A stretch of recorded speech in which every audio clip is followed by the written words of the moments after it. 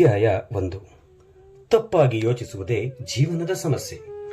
ಅರ್ಜುನನ ದುಃಖ ಇಲ್ಲಿ ಮುಖ್ಯ ವಿಷಯ. ಯುದ್ಧಕ್ಕಾಗಿ ಬಂಧುಗಳನ್ನೇ ಕೊಲ್ಲಬೇಕಾದ ದುಗುಡ ಹಾಗೂ ಖಿನ್ನತೆ.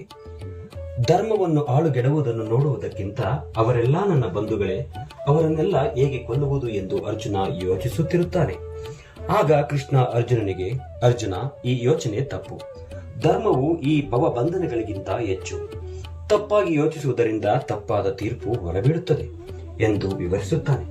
ಶ್ರೀಕೃಷ್ಣನ ಈ ಮಾತಿನಿಂದ ಅರ್ಜುನನಿಗೆ ಸಮಾಧಾನವಾಗುವುದಿಲ್ಲ. ಆತ ಗೊಂದಲ ಹಾಗೂ ದುಃಖದಿಂದ ಕುಳಿತುಕೊಳ್ಳುತ್ತಾನೆ.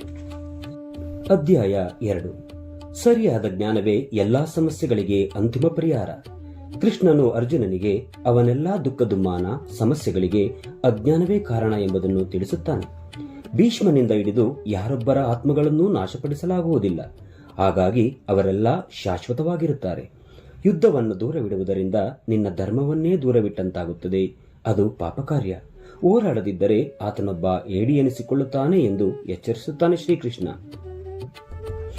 ಅಧ್ಯಾಯ 3. ಅಭಿವೃದ್ಧಿ ಹಾಗೂ ಬೆಳವಣಿಗೆಗೆ ನಿಸ್ವಾರ್ಥವೊಂದೇ ದಾರಿ. ಕೃಷ್ಣ ಇಲ್ಲಿ ನಿಸ್ವಾರ್ಥ ಸೇವೆಯಾದ ಕರ್ಮಯೋಗದ ಕುರಿತು ಮಾತನಾಡುತ್ತಾನೆ. ಕರ್ಮಯೋಗಿಯು ಧರ್ಮದ ಆಧ್ಯಾತ್ಮಕ್ಕೆ ಬೆಲೆ ಕೊಟ್ಟು ತನ್ನೆಲ್ಲಾ ಕೆಲಸಗಳನ್ನು ದೇವರಿಗೆ ಸಮರ್ಪಿಸುತ್ತಾನೆ. ಫಲಿತಾಂಶದ ಬಗ್ಗೆ ಯೋಚಿಸದೆ ತನ್ನ ಪಾಡಿಗೆ ತಾನು ಶಾಂತ ಚಿತ್ತದಿಂದ ಕೆಲಸ ಮಾಡಿಕೊಂಡು ಹೋಗುತ್ತಾನೆ. ನಮ್ಮ ಆಸೆ, ಸಿಟ್ಟು, ಅತಿಯಾದ ಪ್ರೀತಿಯೇ ನಮ್ಮ ನಿಜವಾದ ಶತ್ರುಗಳು.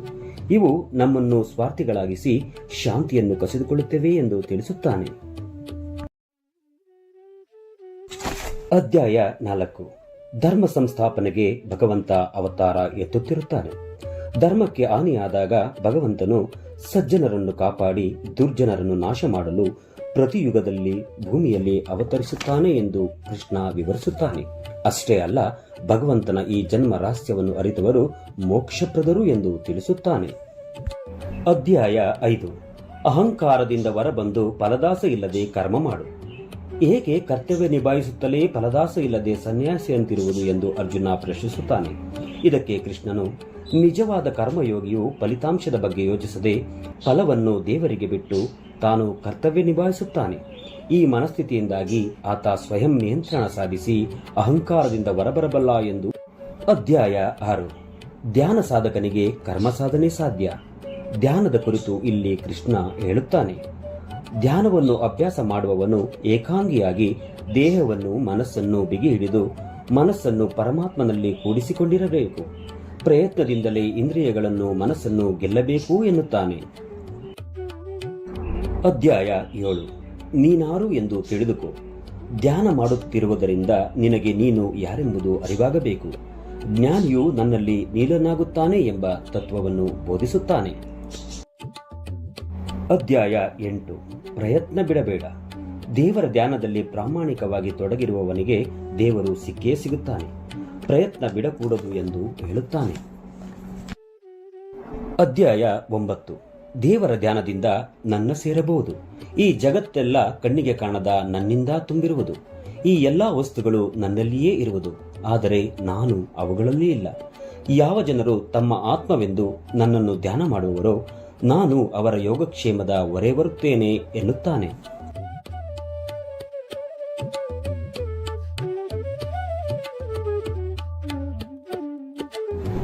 ಅಧ್ಯಾಯ 10. ಕರ್ಮಕ್ಕೆ ತಕ್ಕ ಫಲಪ್ರಾಪ್ತಿ. ಭೂಮಿಯ ಪ್ರತಿಯೊಂದು ಚರಾಚರಗಳಲ್ಲೂ ನಾನಿದ್ದೇನೆ. ನಿನ್ನ ಸುತ್ತಲ ಬದುಕು ಸಂಪೂರ್ಣ ಪವಾಡಗಳಿಂದಲೇ ತುಂಬಿದೆ. ಅವುಗಳನ್ನು ಕಂಡು ಖುಷಿಪಡು. ಜಗತ್ತಿನಲ್ಲಿ ದೇವರಿರುವುದಲ್ಲ, ದೇವರೊಳಗೇ ಸಂಪೂರ್ಣ ಜಗತ್ತಿದೆ. ನಿನ್ನ ಕರ್ಮಕ್ಕೆ ತಕ್ಕ ಫಲವನ್ನು ನಾನು ನೀಡಿಯೇ ತೀರುತ್ತೇನೆ. ಅಧ್ಯಾಯ 11. ವಿಶ್ವರೂಪ ದರ್ಶನ. ಈಶ್ವರತ್ವದ ರೂಪವನ್ನು ನೋಡುವ ಆಸೆಯನ್ನು ಅರ್ಜುನ ವ್ಯಕ್ತಪಡಿಸುತ್ತಾನೆ. ಇದರಿಂದ ಕೃಷ್ಣನು ತನ್ನ ಆದಿ ಅಂತ್ಯವಿಲ್ಲದ ಪ್ರಕಾಶಮಾನವಾದ ವಿಶ್ವರೂಪ ದರ್ಶನ ಮಾಡಿಸುತ್ತಾನೆ. ಇದನ್ನು ನೋಡಿ ಅರ್ಜುನ ಬೆರಗಾಗಿ ಶರಣಾಗುತ್ತಾನೆ. ಸತ್ಯವನ್ನು ಅರಿಯದಿದ್ದಕ್ಕೆ ಕ್ಷಮೆಯಾಚಿಸುತ್ತಾನೆ.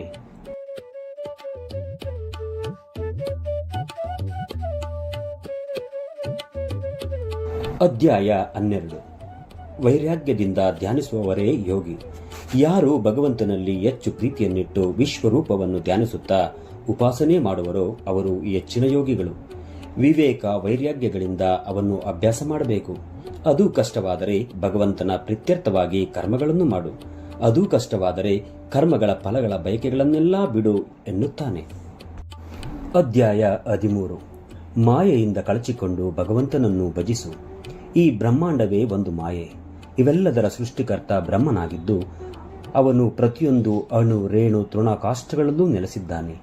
ನಿನ್ನೊಳಗೂ ಆತ ಇರುವುದನ್ನು ಅರ್ಥ ಮಾಡಿಕೊಂಡು ಮಾಯೆಯಿಂದ ಕಳಚಿಕೊಂಡು ಭಕ್ತಿಯಿಂದ ಜೀವಿಸು ಎಂದು ಕೃಷ್ಣ ವಿವರಿಸುತ್ತಾನೆ. ಅಧ್ಯಾಯ 14. ನಿನ್ನ ದೃಷ್ಟಿಕೋನಕ್ಕೆ ಹೊಂದುವ ಜೀವನ ಶೈಲಿ ಅಳವಡಿಸಿಕೊ. ಎಲ್ಲದರಲ್ಲೂ 3 ಗುಣಗಳಿರುತ್ತವೆ. ಸಾತ್ವಿಕ ಗುಣವು ಬೆಳಕಿನ ಸುಖದ ವಿಚಾರದ ರೂಪ. ರಜೋಗುಣವು ಪ್ರೀತಿ ಬಯಕೆ ಅಹಂಕಾರದ ಕ್ರಿಯಾಶೀಲ ರೂಪ. ತಮವು ಅಜ್ಞಾನ ತಪ್ಪು ತಿಳುವಳಿಕೆ ಅಲಸ್ಯದ ರೂಪ. ಇವುಗಳಲ್ಲಿ ಶಕ್ತವಾದ ಗುಣ ಆತ್ಮವನ್ನು ಕಟ್ಟಿಹಾಕುತ್ತದೆ. ಎಲ್ಲರಲ್ಲಿಯೂ ಇಷ್ಟು ಗುಣಗಳಿದ್ದರೂ ಒಂದು ಗುಣ ಮೇಲುಗೈ ಸಾಧಿಸುವುದು. ಸಾತ್ವಿಕ ಗುಣದವನು ಮೋಕ್ಷ, ರಾಜಸಿಕ ಗುಣದವನು ಪುನರ್ಜನ್ಮ ಹಾಗೂ ತಾಮಸಿಕ ಗುಣದವನು ಕೆಳಮಟ್ಟದ ಜನ್ಮವೆತ್ತುತ್ತಾನೆ ಎಂದು ಕೃಷ್ಣ ಹೇಳುತ್ತಾನೆ. ಅಧ್ಯಾಯ 15. ದೈವಿಕತ್ವಕ್ಕೆ ಬೆಲೆ ಕೊಡು. ಈ ಪ್ರಾಪಂಚಿಕ ಜೀವನದಲ್ಲಿ ನಾವು ಹೇಗೆ ಸಾವು ಹಾಗೂ ಪುನರ್ಜನ್ಮಗಳ ಮಧ್ಯೆ ಸಿಲುಕಿದ್ದೇವೆ ಎಂಬುದನ್ನು ಕೃಷ್ಣ ಅರ್ಜುನನಿಗೆ ಅರ್ಥ ಮಾಡಿಸುತ್ತಾನೆ. ಆತ ಸಂಸಾರವನ್ನು ತಲೆಕೆಳಗಾದ ಅರಳಿ ಮರಕ್ಕೆ ಹೋಲಿಸಿ ಮಾತನಾಡುತ್ತಾನೆ. ಪಾಪ ಪುಣ್ಯಗಳ ಕರ್ಮಗಳನ್ನು ಅಂಟಿಸುವ ಒಳಬೇರುಗಳು ಮೇಲಕ್ಕೂ ಕೆಳಕ್ಕೂ ಹರಡಿಕೊಂಡಿವೆ. ಸುಖದ ಬಯಕೆಗಳೇ ಅದರ ಚಿಗುರುಗಳು. ಇದು ಆದಿ ಅಂತ್ಯವಿಲ್ಲದ್ದು. ಇದನ್ನು ವೈರಾಗ್ಯವೆಂಬ ಶಸ್ತ್ರದಿಂದ ಕತ್ತರಿಸಬೇಕು. ದೈವತ್ವಕ್ಕೆ ಬೆಲೆ ಕೊಟ್ಟಾಗ ಇದು ಸಾಧ್ಯ ಎಂದು ಕೃಷ್ಣ ಮನಮುಟ್ಟುವಂತೆ ಹೇಳುತ್ತಾನೆ. ಅಧ್ಯಾಯ 16. ಉತ್ತಮನಾಗಿರುವುದೇ ವರ. ಸಿಟ್ಟು, ಕ್ರೂರತೆ, ಅಜ್ಞಾನ, ಅಪ್ರಾಮಾಣಿಕತೆ, ಅತಿಯಾಸೆ, ಅನೈತಿಕತೆ, ಅಹಂಕಾರ ಮುಂತಾದವು ವ್ಯಕ್ತಿಯನ್ನು ಆಧ್ಯಾತ್ಮಿಕವಾಗಿ ನಾಶ ಮಾಡುತ್ತವೆ. ಆದರೆ ಮಾನವೀಯತೆ, ಸತ್ಯ, ಅಹಿಂಸೆ, ತಾಳ್ಮೆ, ಇಂದ್ರಿಯಗಳ ನಿಯಂತ್ರಣ ಮುಂತಾದ ಸದ್ಗುಣಗಳು ಜ್ಞಾನಕ್ಕೆ ಕಾರಣವಾಗಿ ಸ್ವತಂತ್ರರನ್ನಾಗಿಸುತ್ತವೆ. ಅಧ್ಯಾಯ 17. ಮೇರು ಸತ್ಯ. ಇಲ್ಲಿ ಕೃಷ್ಣ ಓಂ ತತ್ ಸತ್ ಮಂತ್ರದ ಮಹತ್ವ ಹೇಳುತ್ತಾರೆ. ಇದರ ಅರ್ಥ ಮೇರು ಸತ್ಯ ಎಂದು. ಓಂ ನಾಮದಿಂದಲೇ ಸತ್ಕಾರ್ಯಗಳನ್ನು ಆರಂಭಿಸಬೇಕು. ಯಜ್ಞ, ದಾನ ಹಾಗೂ ತಪಸ್ಸು ಸತ್ಕಾರ್ಯಗಳು ಎಂದು ವಿವರಿಸುತ್ತಾನೆ. ಅಧ್ಯಾಯ 18. ಪರಮಾತ್ಮನೊಂದಿಗೆ ಐಕ್ಯ. ಫಲದ ಬಯಕೆಯಿಂದ ಮಾಡುವ ಕರ್ಮಗಳನ್ನು ಬಿಡುವುದೇ ಸನ್ಯಾಸ. ಈ ಎಲ್ಲ ಕರ್ಮಗಳನ್ನು ಮಾಡಿ ಫಲವನ್ನು ಬಯಸದೇ ಇರುವುದೇ ತ್ಯಾಗ ಎಂದು ಹೇಳುತ್ತಾನೆ ಶ್ರೀಕೃಷ್ಣ. ನಿಮ್ಮ ಕೆಲಸವೇ ನಿಮ್ಮನ್ನು ಆತ್ಮದೊಂದಿಗೆ ಜೋಡಿಸುತ್ತದೆ. ಪರಮಾತ್ಮನೊಂದಿಗೆ ಐಕ್ಯವಾಗಲು ದಾರಿ ತೋರುತ್ತದೆ ಎಂದು ವಿವರಿಸುತ್ತಾನೆ. ಇದುವರೆಗೂ ಭಗವದ್ಗೀತೆಯ ಸಾರವನ್ನು ಕೇಳಿದ ನಿಮಗೆಲ್ಲರಿಗೂ ಹೃದಯಪೂರ್ವಕವಾದಂತಹ ಧನ್ಯವಾದಗಳು. ಇಂತಹ ಹೆಚ್ಚಿನ ವಿಡಿಯೋಗಾಗಿ ದಯವಿಟ್ಟು ನನ್ನ ಯೂಟ್ಯೂಬ್ ಚಾನಲ್ ದ ಬೆಳಕನ್ನು ಸಬ್ಸ್ಕ್ರೈಬ್ ಮಾಡಿ. ಇಷ್ಟವಾಗಿದ್ದರೆ ಶೇರ್ ಮಾಡಿ ಸ್ನೇಹಿತರೆ. ನಮಸ್ಕಾರ.